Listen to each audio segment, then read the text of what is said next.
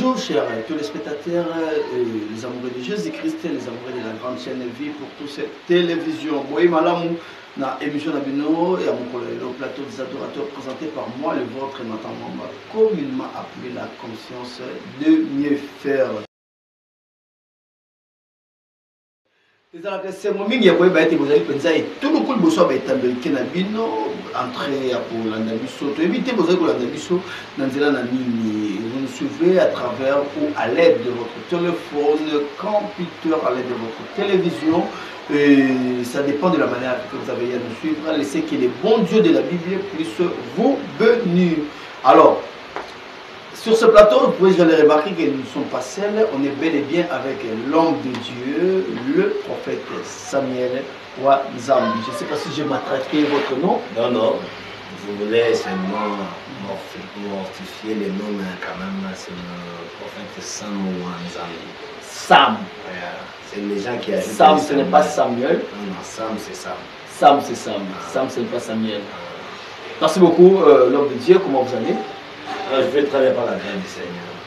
Et rendez-vous beaucoup trop attendu et enfin aujourd'hui sur ce plateau. Ah, mais ça les délais, ça fait longtemps les gars dans ma émission parce que tu sais, à un certain moment, il s'est mis, il y a la station, tout ça. Mon frère est en train de la motuka. On va dans parking à tout ici carburant naïe na katia réservoir à sali ba course à un certain moment il faut aller à la station ba tout ici les pour qui c'est ça l'œuvre de Dieu. Quand tu commences l'œuvre tu as l'onction il faut avoir le moment de se de reculer pour ressourcer surcharger tu as la batterie en marche tant aux hommes qui battent en dans bas de pamboli bas de ça tout ça. Il faut un temps de se cacher. Merci l'homme de Dieu. Si on pourrait profiter, n'est-ce pas, de votre très courte prière pour ne pas poser certains éléments. Yahweh, Nabikamwa, Natiki, émission, la Maboko, Nayo, Lole, Fumula, Milabat, nous sommes dans l'émission, nous avons Amen. En tout cas, merci beaucoup. Et grâce à vous qui nous suivez de partout au monde, n'est-ce pas? Et nous avons toujours l'habitude de dire grâce. Pourquoi? Parce que nous savons bien et que la grâce est différente de la chance. Et la grâce, selon la Bible, c'est là et bel et bien. Et les Ali Bongo, et Loko Oyo, les Ali vraiment, Kakanza Mena Rekopé Sayamo. Alors, la chance, tout le monde peut y en avoir, n'est-ce pas? La grâce, c'est une faveur imméritée. Voilà. J'allais arriver là. Ils allaient bon faveur où ils allaient immériter au kaka nzambe yemoko nde akoki ko pesa yango. Alors yo ozwi libakwa ko landa biso na ngonga oyo yeba ete ils allaient bon ngolu na yo. Ils allaient bon temps na yo. Alors, partagez cette émission et abonnez-vous massivement pour vous et aujourd'hui pensez libakwa ko landa biso pour n'embala biso ne vous limitez pas par l'abonnement. Cliquez sur la cloche pour ne rien manquer de nos notifications. Papa Sam Wazambi. Touche à l'actualité. On ne peut pas passer directement à notre sujet du jour sans pourtant parler de l'actualité du jour. Il y a eu un peu trop de ça et là à l'homme de Dieu, pasteur Roland Dalo. L'homme de Dieu a parlé sur un sujet qui a troublé le monde, qui a troublé beaucoup plus notre pays, parce que Bissou Nostri était le président de la République qui est Fatih Beton, l'homme de Tchilé-Gilou, à Samuel Rabongo, dans l'église Philadelphie. Alors, le Lokoyo, l'homme de Dieu, pasteur Roland Dalo, il a parlé tout en touchant, tout en traitant homme politique, le voleur. Aussi longtemps, Bissou Nostri était où Azali le père et un garant, maître et un garant, les garants de la nation, Azali Bongo, le président de la République. Mais d'autant que le coordinateur qui est serviteur de Dieu, et ça qui nous dit.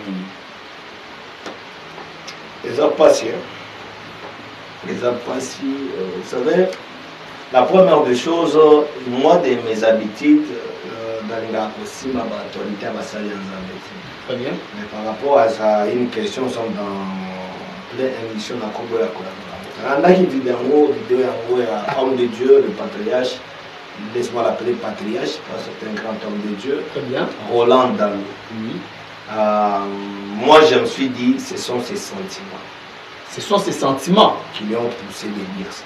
Ok. Si je vais aller plus loin,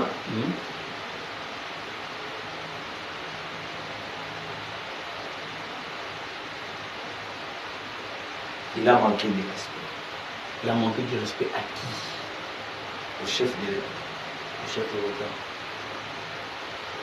Vous avez le problème, c'est qu'il a touché sur la dîme.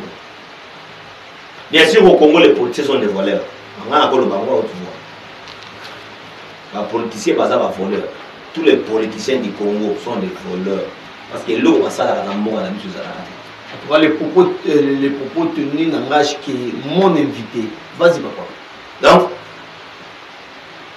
tous les politiciens, je l'ai dit très bien, il y a ma province, il y a la capitale, il y a le chef de quartier, Bani. Dans le Congo, ça, ce n'est pas à discuter. Il a raison de dire. Vous pouvez détailler par rapport à nous. Non, écoutez. Vous en étant serviteur. Non, en étant serviteur de Dieu. Très bien. Quand un député peut avoir plus de 20 000 $ le mois, et un enseignant a dû recevoir, c'est pas 140 000 francs. Tu vois? Il s'élève. Aujourd'hui, toute députation, on a comme il copie. Les lois les 2000 minutes et comment? Parce que Moutada pose à la campagne. Balpo bale kakaka ebike soki na leki dans une année mbongo mapango ekozongo et puis bakope ekozala kombo ekochanger azomona ta population te yango mona badéputé tovotaka bango mais eloko ezala na Congo te. Ce sont des voleurs, ce sont des parasites qui vivent au dépend du peuple congolais. Ça c'est retournant à ce qui était comme la question.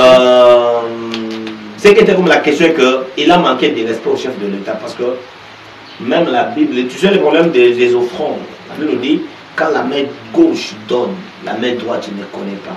Même si la main droite tu donnes, la main gauche tu ne connais pas. Tu sais, quand le patriarche homme de Dieu Roland Dallot peut s'élever du haut de la chair et dire, avec se dire qu'il a dit, c'est vraiment honteux, hein? C'est vraiment honteux. C'est vraiment honteux. Qu'est-ce qui nous prouve qu'il y a Kadim n'a été? Azana Kaemo ou Akomarabadi? Combien des enveloppes on va payer ça Roland dans le pas chef de l'État? Qui ne correspondent pas au dîme? Vous êtes témoin de ça? Oh non, non. Oh. Écoutez. Vous imaginez? Non, non. Pas de. Dieu voulait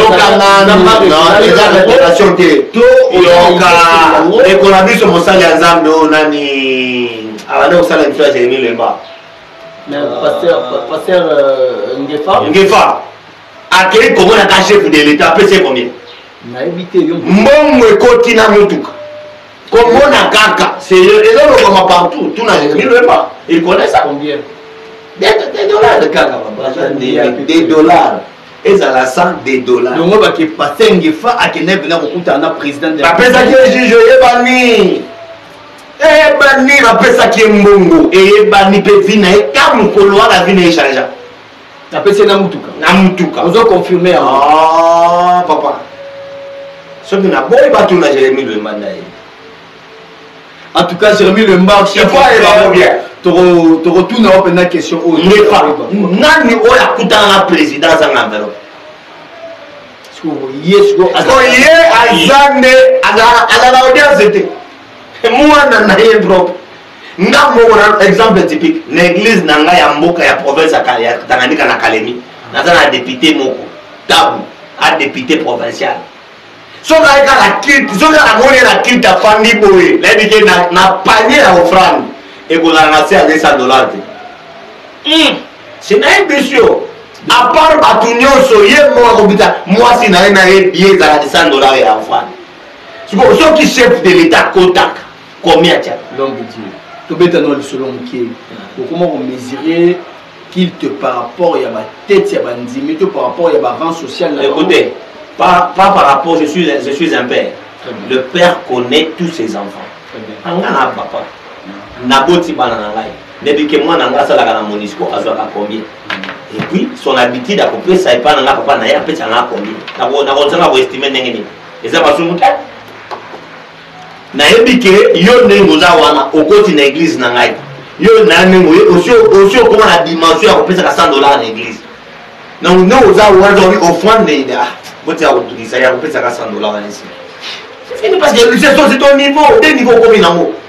Parce que yo quand sur le chef de ta côté na église à couper 20 000 francs. Il y a offrande. Non, le problème c'est quoi? Le problème est que l'homme de Dieu, Roland Dalo, a commis ce qu'on appelle des erreurs dans les ministères. Très bien. Ce sont des erreurs. Donc on peut te à bon côté. Tu as commis justifié, nous avons justifié. Oh, on a pas besoin de dire bon, il y a un président. Écoute, après ça, on a dit que on a camoté l'eau. Papa, qui t'a dit, qui prête le pouvoir.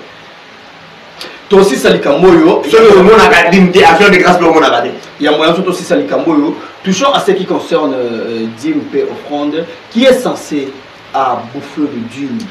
Bon, ça dépend. Il y a un serviteur de Dieu, s'il vous plaît, l'homme de Dieu. Il y a un serviteur de Dieu qui est en Angleterre, Londres, et que je salue l'homme de Dieu, le pasteur Lema Mukoko.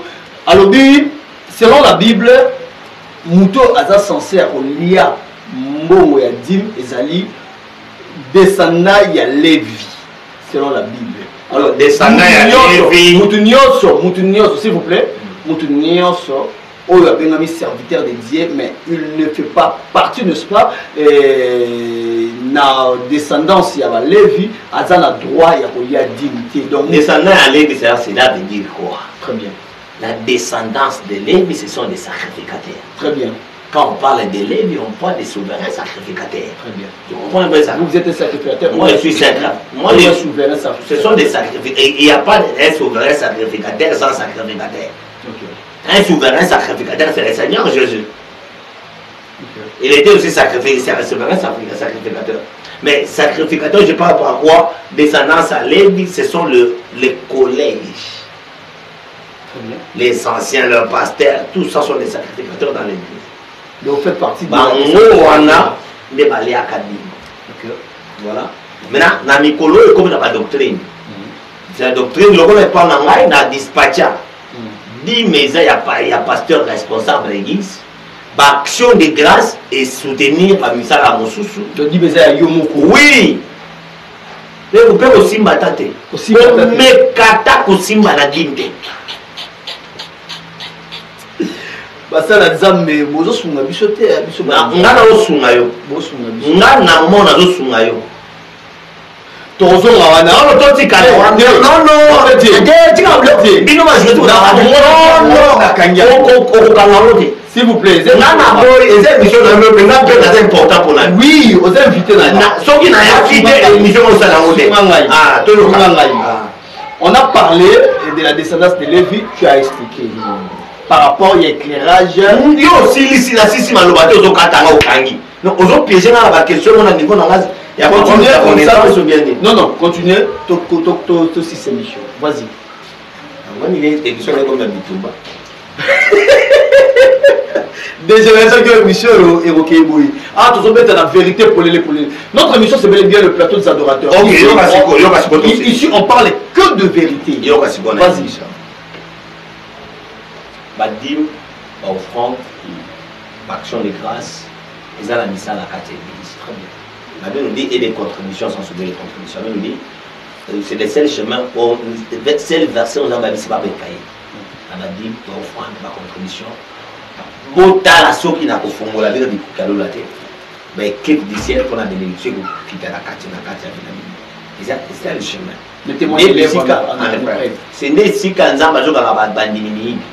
Yo moni mundimi azobi oui mibi c'est-à-dire oh le Seigneur dit ceci azobi za Israël et puis bino bozo lobake to nzamba zo benga biso bike to to ba voler na ndenge ni to zo mbela nzambe na badim na baction de grâce Malachie chapitre 3 Malachie chapitre 3 verset 4 4, 3, 4 qui a 10 au lieu de la version. Bando botanga na biso et puis écrivez-nous sur le compte. Azolo ba bien que bin ozo yi banganzam. Na badim, na ba offrande, na ba action de grâce. yo mondimi lokolo oza yo wana ozwi mbongo na mosala na yo awa ozwi mbongo ebele yo kama ozwi dima pasteur na yo okei koka bango baorphelin. Or, écoutez, ils avaient le soum qu'on doit dire pour que nos pères soient orphelins. C'est pas biblique. Mais et alors quelqu'un qui ne prie pas quelque part, mais il a reconnu que c'est Dieu qui a fait qu'il y ait Azombo. Ah, quel n'est pas le cas de ça, non, non. Moi, ça, je vous dis, c'est vrai, mon frère. Moi, je pense que... C'est toi qui penses, ce n'est pas ce que le Seigneur recommande. Qu'est-ce qu'il dit la Bible? La Bible dit ceci. Ça va? La Bible dit ceci. Quand Jésus avait prié pour 10 lépreux, mon papi, il est venu, tous sont guéris. Mais l'une de ces 10, là, est venue voir Jésus. La reconnaissance. La reconnaissance, il est venu faire la reconnaissance. Mais Jésus a fait quoi? Il lui a envoyé au sacrificateur avec son offrande d'action de grâce. La Bible nous dit aussi ceci. C'est lui qui donne aux orphelins. Donner. S'il vous plaît. S'il vous plaît. La Bible nous dit, c'est lui qui donne aux orphelins, prête à Dieu. Je ne refuse pas. Donner aux orphelins. Il n'y a pas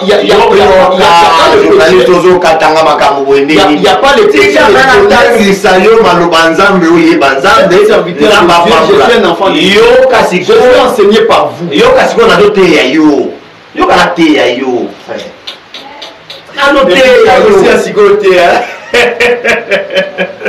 Vas-y l'homme de Dieu. Yoga. Ok. Je ne refuse pas d'aider les... Mon amour a son rapport orphelin. A son rapport veuve. Et ça, mon dîme n'a pas été vous faites ça la dîme de dîme? Oui, je les donne les dîmes de dîme. C'est qui déjà votre père spirituel? L'apôtre Moïse Kasson. C'est lui votre père spirituel? Oui, c'est lui. Quelle différence faites-vous entre un père spirituel et un père de la foi? Le père de la foi, c'est le Seigneur Jésus-Christ. Un père spirituel? Hein? Et un père spirituel? C'est celui qui est... Oh my God. Le père spirituel, c'est le Seigneur Jésus-Christ. Et le père de la foi... Il y a une émission Mélamai. Non, non, non. Émission attention, monsieur. Non. Mélamai. Non, on doit poser une question. C'est bon,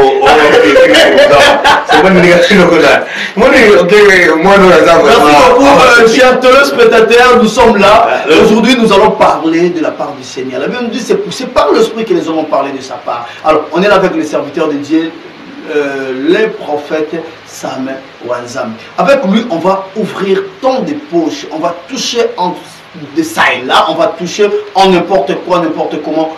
Appelez celui qui va être en contact avec l'homme de Dieu. Son numéro est affiché juste à côté de votre écran. Et appelez. On a bien l'homme de tic-tac. Il est comme ça. Alors, aux gens ont un problème, aux gens ont des questions, tant de questions qui n'ont pas de réponses. Ne suivez pas les nazo takiné, bo naza pour ça na yiba makambo ezakati na ye. Alors, dans pour ça na bimisa ezakati na ye. C'est ce que je vais. Pour la édification ya yo ozo na biso, ya ngai onaza awa, première muto azote ya ma ezangai parce que moi je le vis boyé face à face. Mais yo ozo yango na télévision. Mais ce que moi je sais, la grâce n'a pas besoin de la télé, la grâce n'a même pas besoin de la distance. La main de Dieu n'est pas courte pour te guérir de là où tu es. Faites confiance et comme je vous ai toujours demandé de ne pas regarder cette émission comme toute autre émission, plutôt de mettre votre foi sur ce que vous regardez. Il est écrit dans la Bible, c'est lui qui reçoit son serviteur en qualité d'un serviteur, il aura aussi la récompense des serviteurs. L'homme de Dieu, et comme là déjà, tout le monde a dit dim oyo na ozwangote jamais et puis ekokomela ngati tout le monde na Bible ndenge nini le général Naman aya na dim na ye et pas ya dim te oui après avoir été guéri a vu bon avec une action de grâce frère. Il n'y a pas de problème, même action de grâce wana aïe dans moi mais le sacrificateur ou le prophète a le bébé non je vais monter tout le monde a mon engagé à jouer à moi dernier bébé ok pourquoi d'abord Géasi avait refusé l'argent Élisée avait refusé l'argent de Naaman pourquoi parce que Naaman quand il est venu influencer Élisée. aye na bambongo na ye aye na biloko na bashara tie libanda donc ayaki na baorgueil moko bosomoni Élysée ngai ata kokutana na amani te ayaki na orgueil aye na bambongo a général na boye ne bilonga na bukaka na église oye na église ata oza nani wamondimi lokola bato nyonso epa na nga ozalaka frère son excellence na église na ngai ezalaka te opesaki tia liboso te nakende osala safanda papa singa nayebi yo epa na nga yo député na wana député na afandaka lokola bato nyonso kuta aza protocole na église député na wana protocole parce que avant azala député ezalaki protocole mpe akotikaka na protocole moi c'est pas moi qui va dire c'est le travail qui donne le nom bon vas-y c'est babengi yo journaliste parce que ozosala mosala ya journaliste bakoki bamécanicien te eza bon vas-y papa maintenant c'est bien que Aman Élysée amonaki arrogance amoni nini orgueil aza nango abi te nako nde na mikolo bandimi bazalaka na église bapaster bazonyokwama o bapaster baza nzambe nano avisite bango bien te molili ezaka na vie na bango ténèbre ezokuma bango bandimi baolela bawi omoni yoka sikoyo yoka oyo ozobena makambo mibale misatu mbala moko opie na sije oyo nasimbi kaka nakangi kaka nacontinue kaka yoka siko omona pasteur boye azwi mondimi moko aza na mbongo na kati église mondimi wana badi kokonduire pasteur te papa tosala oyo te papa tosala oyo te mais chez moi ozala na mbongo oyo saint esprit akolobelanga nde na kosala ya yo te je suis parmi les pasteurs on a mona mwana moko na église et cet enfant là avait soutenu l'œuvre de Dieu mais ntango bande osala buzoba na église na conseil mbala liboso ya mibale na telemisaki na bi mon frère tu es païen baéglise eza ebele ngai Samuel nayaki kobikisa bato nyonso ya mokili oyo meme Yesu abikisaki bato nyonso na ministère ya Yesu abikisaki bato combien pendant 3 ans combien de personnes abikisa 12 personnes na 12 wana moko ayaki kokoya lisusu atikali 11 mais azalaki na foule ya 5 000 6 000 personnes bato bandima Yesu bazalaki 12 nde azalaki rekoni bamosusu bazalaki bandako ya komiboma banikodemo bandako oyo bazalaki rekoni 12 moko ayaki kokoya na se na dernière mita malgré ese repandi nzambe anembisa parce que asimise repandi ozo comprendre mais eloko ya makasi eza nini mondina koya na mbongo na église alingi kolakisa ke c'est lui qui soutient le pasteur non ngai Samuel Manzana oye na pamboli yo nga nde na bondeli yo ozwi mbongo tu vis sous mon onction eza mbongo na yo ke eza mbongo na nga qu'est-ce que vous voulez dire par là yo oye yo oye na bondeli yo prière na ngai esali yo pato eza mbongo na nga te mbongo na yo na loka sikoyo na ndenge ya koloba ke mbongo ya continue komi yanga te donc eza grâce na nga fallait dire ça olobaki mbongo na nga eza ya yo wana ebesi bandeko libaku c'est Dieu qui donne na nga c'est Dieu qui donne Dieu donne par qui non à l'aide du serviteur c'est selon la Bible yango wana ntango oyo azopambola bato babiki atie jida mpona nini. C'était pas notre sujet du jour. Merci beaucoup l'homme de Dieu. En tout cas, au fond, moi j'ai aimé. Enfin, pour conclure à ce sujet qui concerne l'homme de Dieu, il a commis, c'est l'homme de Dieu. Et en fin de compte, quand vous commencez à appeler l'homme de Dieu patron, les a commis na grande. Il n'a pas dit patron. Oui, il ne dit patron. Non, j'ai dit les révérends. Peut-être mal compris. Ok, ça va, c'est l'homme de Dieu, le révérend Roland Dallot, le patriarche Roland Dallot. Il a commis les erreurs. Merci. Il a commis les erreurs. Là, ça m'a attaque aux académies à Félix T.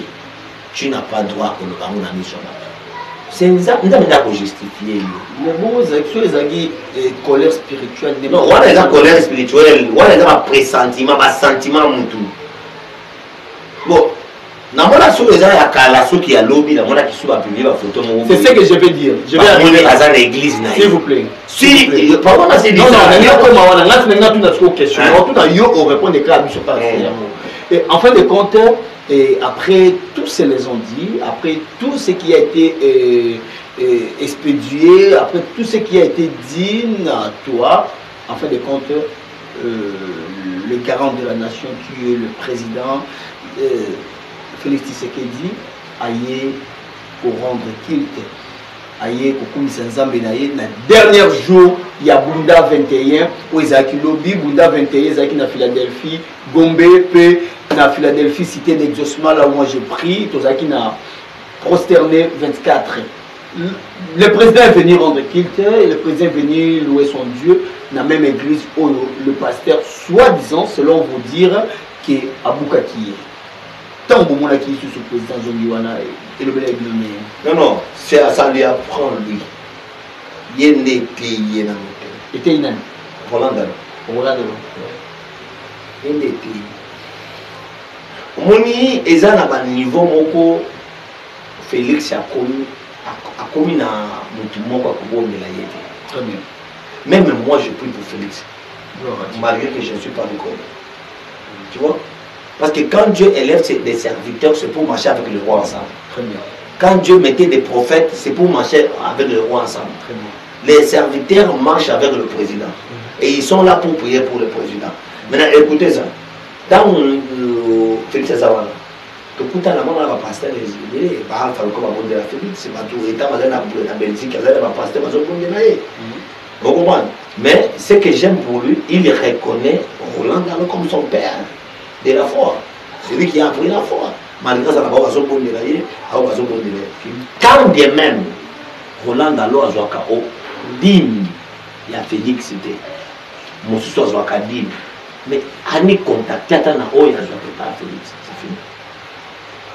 Quand quelqu'un commence à réclamer la dîme, Dieu dit télé, dans les réseaux sociaux, les autres c'est le pasteur Roland Dalo, pour réclamer dîme, Azaki na méfiance. Non, ce n'est pas méfiance, ce n'est pas méfiance. Hormis à serviteur de Dieu, c'est aussi un citoyen congolais. Peut-être avec qui passe Simon, il y a pas congolais. Non. Ce que tu bon la traitise. Ce que tu as bon, la question oui, sur analyse dans le ça pasteur, ça très très pas pour de Félix.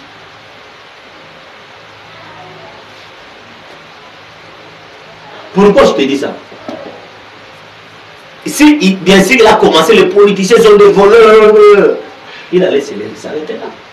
Mais pourquoi arriver? Félix, qui ne le connaît pas au Congo? Même moi, Naoum, qui a 10 ans, à l'école, qui mange l'argent de Félix dans les églises. Roland Dalo. Qui ne connaît pas Aliaka Mouma Félix? C'est pas une cette question na Ibsona. Nazwa grâce mon le loka Félix a benga. Yo kesi na mabo ko pamba. Tout ça demande on suppose. Ah ça tout ça demande on mekaté. Est-ce que vous avez non, je dis kata nangwe ya la komi adresser toi lukangate. Ta nangwe ko yaka. Yo lo ba bia mokonza mo wani. Na lo ba la mo kwa ni. Toute autorité vient de Dieu. Ma jeune prophète, ma jeune pasteur. Là, la jeune prophète était fait. Ah. Il y a une jeune père. Hein? Il y a une jeune. La jeune était là, père, là, paka. Tu n'as rien. Tu n'as rien. 25 ans. Tant que pasteur. 25 ans tant que pasteur. Tu bon, bateau basali 50 ans. Non, non, pas quand tu as 25 ans dans les ministères, c'est pas facile, mon frère. Tu as commencé avec quel âge? Âge dans la ministère, peut-être âge wana. Au bétabalo. Non, âge non. Non, c'est dans le lobby. Non, non,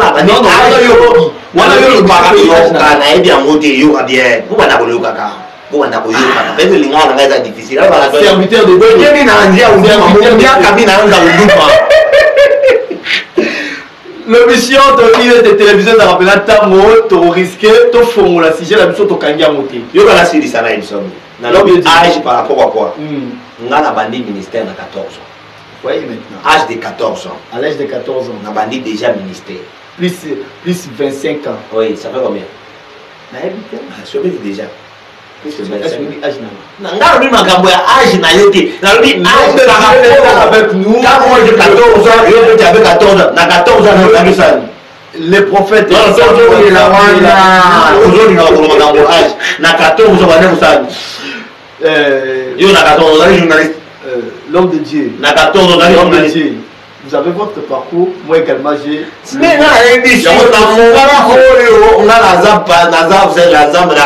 peut-être yo na 14 ans, on a peut-être ballon, peut-être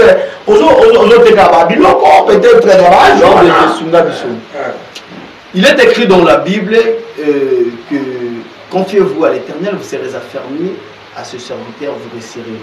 Par rapport à Yamaïnios aux amis de l'État, il y a des serviteurs de l'autre chose qu'on s'est confié dans pour notre réussite. Non, non. Les problèmes en un club. D'après ça, Tony, ton conseil, avant tu te confies au serviteur de Dieu, même moi qui te prêche, prie le Seigneur. Très bien. Avant mon bégan, c'est pour dire, mais avant mon bégan, pas tout l'ensemble. Est-ce que n'a pas bien ça? Nous avons le maradin de manière libre. Déjà, ça fait combien de minutes là-bas? 33. Déjà, tout ce cas, presque. Na 8 minutes, il n'y a pas moins. Okay. Na 8 minutes, quels sont votre votre domaine vraiment spécifié? Vous êtes prophète. Un prophète. Un prophète, c'est quelqu'un qui prophétise. Vous êtes prophète de ministère ou de dons? Il y a les dons prophétiques. Ça va? Il y a aussi la ministère. Il y a les ministères prophétiques. Moi, je suis dans les ministères prophétiques avec les dons prophétiques. Vous êtes dans le ministère prophétique avec les dons prophétiques. Parce que Badon, il y a chaque monde dans la Badon. On peut attendre à 4 dons. Parole des connaissances. Nous avons la parole des connaissances. Nous avons pas. Ils ont prophétie. Ah! Tomeka.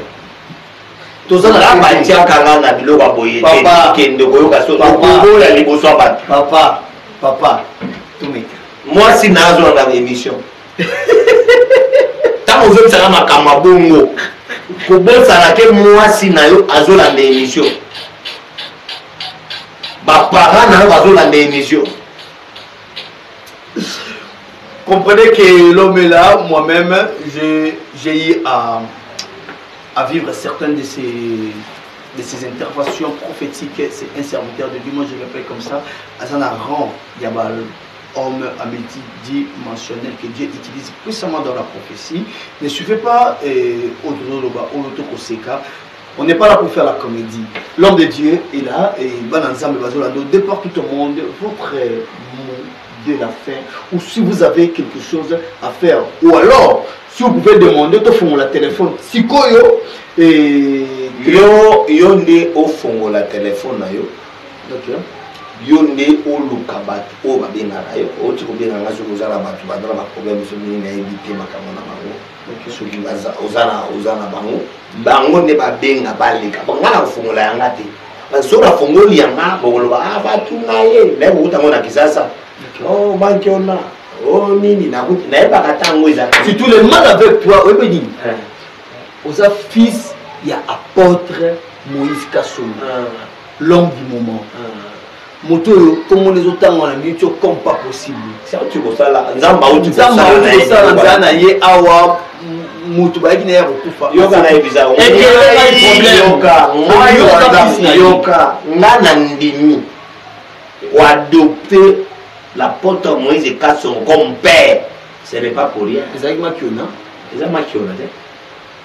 L'apôtre papa nazo yebisabino ngai d'ici kana on so boye bakawanza de diente ngana uti na province ya Tanganyika précisément na Kalemi dans l'église, j'ai plus de cette église. J'étais un visionnaire. J'avais ma propre vision. Oyo comme mon fils. Naboumi bana te. Naboumi bangote. Ba côté na vision apôtre Moïse. Donc ba église non comme restauration. Et comme la restauration. Demande pourquoi. C'est ce que les hommes de Dieu manquent aujourd'hui.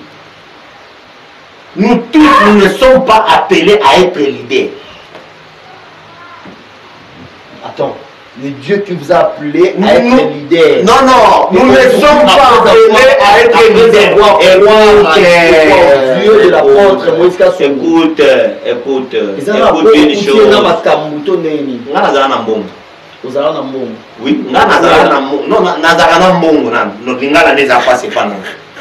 Oui, oui, ok. Mais na bwana makuta na le Swahili ngana zala kana munza mapamula nga depuis tongo naza tuna ba kaleni ba za ba radio na ba télé local tout ça toutes mes églises ont été construites en matériaux durables.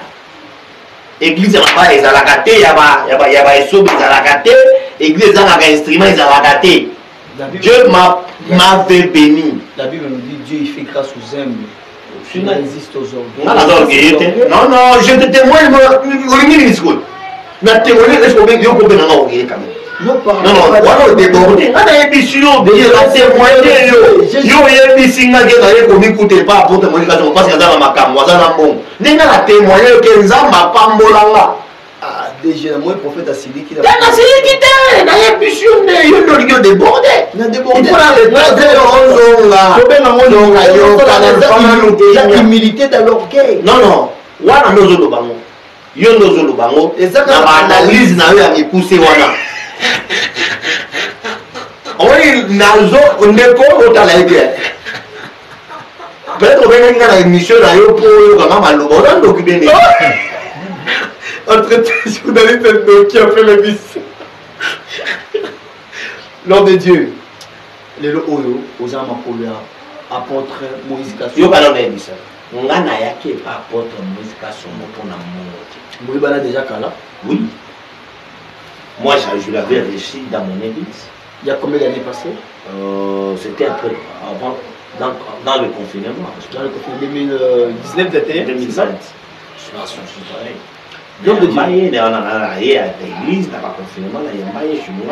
Aujourd'hui, au Koutié,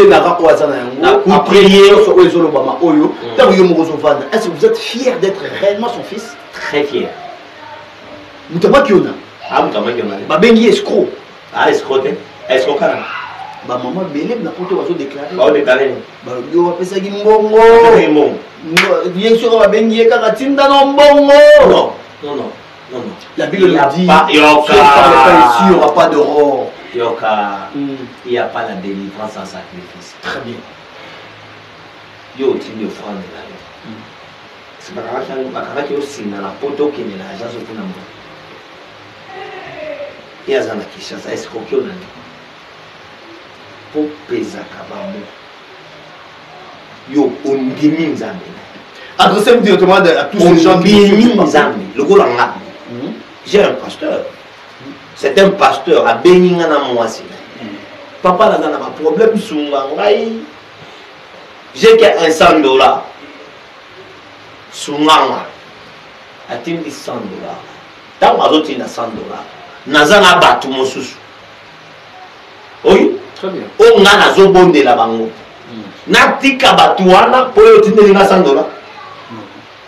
Okozela tina silisa bawana ndena récupérer na commencer na yo pe. Tant on a ça les 3-4 jours, à jour bien après faire décrocher était non prière ba mozo sozo déranger nga. Et comme dérangement. Oui, avant bon ya yo to ba der obenga. Na benga ka mutu te. Na zala na numéro na bangote la kobenga bango ndeni. Votre monde est fait par rapport à cette émission. Prochainement, tu vas vraiment un sujet autobongi. On a éclaircir bien. Il y a un dossier où on a besoin d'un apôtre Moïse Kasson escroc. Ngai na prophète du ministère. Ok. Na prophète du ministère. Beaucoup en un aux awa. Bengi la bande qu'on a offert c'est moi la prophétiser. Pour un andima apôtre Moïse Kasson vous a père nanga. c'est parce que j'ai découvert quelque chose de grand dans lui qui peut m'aider, moi. Oui, Très bien. oui. Jean, na Pierre, bazoko dans l'église, ma côté paralytique. Aïe, c'est moi, regardez-nous. Deuxième langage, c'est que je. Donc cela veut dire, Pierre avait quelque chose dans lui que Jean n'avait pas. Très bien. Malgré tout, c'était disciple de Dieu. C'est que je. C'est que je te donnerai. Pas ce que nous avons. C'est que j'ai. Et Jean n'a même pas eu la colère à Pierre. Pourquoi le Bible est aux gens? Il a personnalisé ce qu'il a. C'est lui qui a. Quand je marchais, Jean aussi a ses qualités. Mais par rapport à ce que Pierre a, il a dit non, je vais m'attacher à Jean, à Pierre. Tu comprends un peu ça? Quand j'ai trouvé dans l'apôtre Moïse Kasongo, il y a, malgré tout homme infaillible, mais dans l'apôtre Moïse Kasongo, il y a une grande chose au Congo, ils en ont pour ça. Dans l'apôtre Moïse Kasongo, il y a quelque chose au Congo, des choses, c'est ça que ce que ce n'est pas moi qui guéris. Ok, c'est Dieu qui guérit. Moi je vais dire, garde la foi. Très bien. On prie, on fait la service. Garde la foi dans ça. Là, la maman, on a monté là qui est. La boutique là qui est offrande. Ça, c'est un comportement mauvais. C'est l'offrande, la pauvre, l'eau qui est au escroquer là. Les comportements mauvais. Ils ont l'engagement, ils ont la plastique. Mais ils ont propreté. Mais maman, on a bien là, il ne peut pas. Depuis la moindre, il y a la moindre simité. Ok, ça va, maman. Enfin, là, la fille. Après 4 mois, maman, où tu peux nous garder? Papa, on a dit que $50 à unité. Oh! $50 à unité. Yo, tout le monde ici, unité. Moi, c'est des sous $50. $50. L'année est sous. Oh, papa, on a mis le fin du mois. Les lotés. Mais à traitant, on a escroqué un mot. On a réclamé 200, 300, 400 $, tout ça. J'ai dit, maman, ça ne marche pas comme ça. Ce que mon Seigneur a sablé, il dit ma prière, après prière, voilà. Attends les salinité, le bureau janvier, février, mars, juin, et dans ma coussade. Nimaka. Continuez, naïe papa, bonne la tanga na dengue pour dire bonne la atta. Monité, bien là, bonne la.